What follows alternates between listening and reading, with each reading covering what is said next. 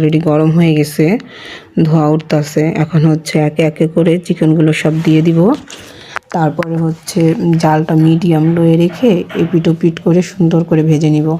কালারটা খুব সুন্দর হয়েছে, তাই না? জানি না খেতে কেমন হয়, তো তোমাদেরকে অবশ্যই খাওয়ার সময় জানাবো।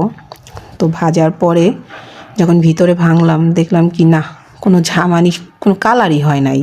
সবার নাগাটা দেখলাম কি ভাঙার পরে কি সুন্দর সবুজ কালার হয়েছে।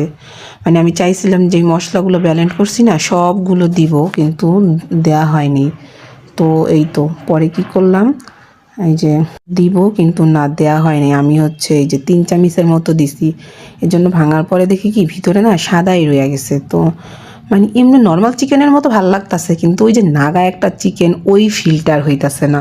তো আমি আবার কি করলাম, যেই ওই যে বোম্বাই মরিচ, তারপর কাঁচা মরিচ, ধনিয়া পাতার যে পেস্টটা রয়ে গেছিলো ওইটার মধ্যে চুবাইয়ে তারপর সস দিয়া খাইছি। না এখন মনে হইতাছে যে না আমি আসলে খাইতাছি, কি বলে, নাগা চিকেনই খাইতাছি।